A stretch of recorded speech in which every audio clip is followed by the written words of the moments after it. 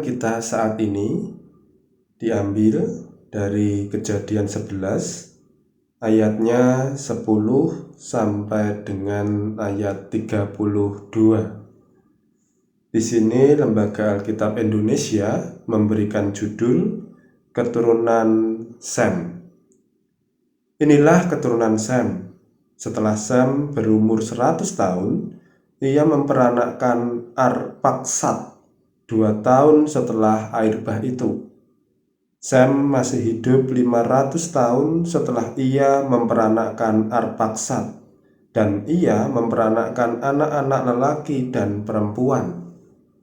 Setelah Arpaksad hidup 35 tahun, ia memperanakkan Shelah. Arpaksad masih hidup 403 tahun setelah ia memperanakkan Shelah, dan ia memperanakkan anak-anak lelaki dan perempuan. Setelah Shelah hidup 30 tahun, ia memperanakkan Eber. Setelah Shelah masih hidup 403 tahun setelah ia memperanakkan Eber, dan ia memperanakkan anak-anak lelaki dan perempuan. Setelah Eber hidup 34 tahun, ia memperanakkan Peleg. Eber masih hidup 430 tahun setelah ia memperanakkan Peleg, dan ia memperanakkan anak-anak lelaki dan perempuan. Setelah Peleg hidup 30 tahun, ia memperanakkan Rehu. Peleg masih hidup 209 tahun setelah ia memperanakkan Rehu, dan ia memperanakkan anak-anak lelaki dan perempuan. Setelah Rehu hidup 32 tahun, ia memperanakkan Serug. Rehu masih hidup 207 tahun setelah ia memperanakkan Serug, dan ia memperanakkan anak-anak lelaki dan perempuan. Setelah Serug hidup 30 tahun, ia memperanakkan Nahor.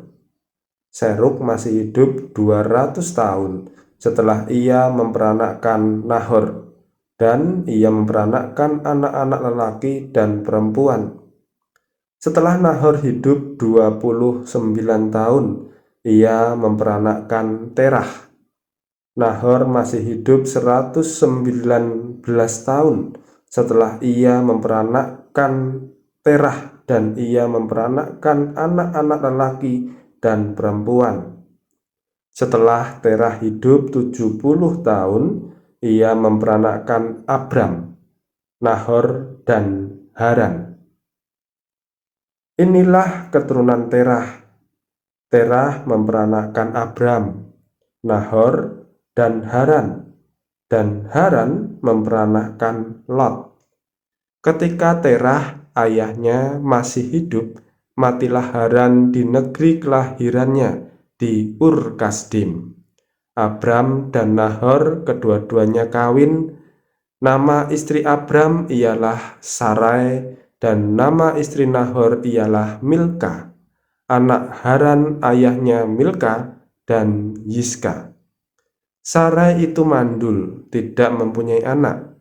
Lalu Terah membawa Abram, anaknya serta cucunya, Lot, yaitu anak Haran, dan Sarai, menantunya, istri Abram, anaknya.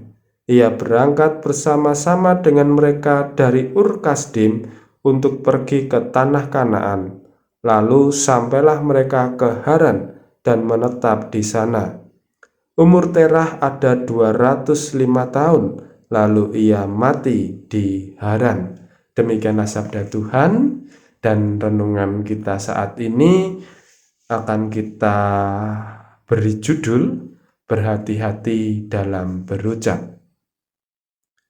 Mungkin banyak di antara kita merasakan bosan atau kurang tertarik saat membaca garis keturunan atau silsilah keluarga di dalam Alkitab.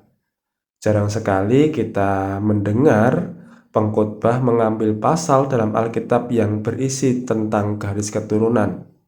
Ini menunjukkan bahwa kurangnya ketertarikan dengan pasal atau perikop yang membahas soal silsilah garis keturunan. Namun, bila kita hanya menyukai ayat-ayat Alkitab favorit saja, maka kita juga akan banyak kehilangan peristiwa-peristiwa yang sebenarnya mengandung banyak pengajaran bagi kita. Dari silsilah keturunan Sem, kita dapat menemukan adanya korelasi atau hubungan antara berkat dan kutuk yang dulu pernah Nuh ucapkan kepada ketiga anaknya. Berkat diberikan kepada anaknya Sem dan Yafet, sedangkan kutuk diberikan kepada Ham, salah satu anak Nuh yang tidak menunjukkan rasa hormat kepada ayahnya.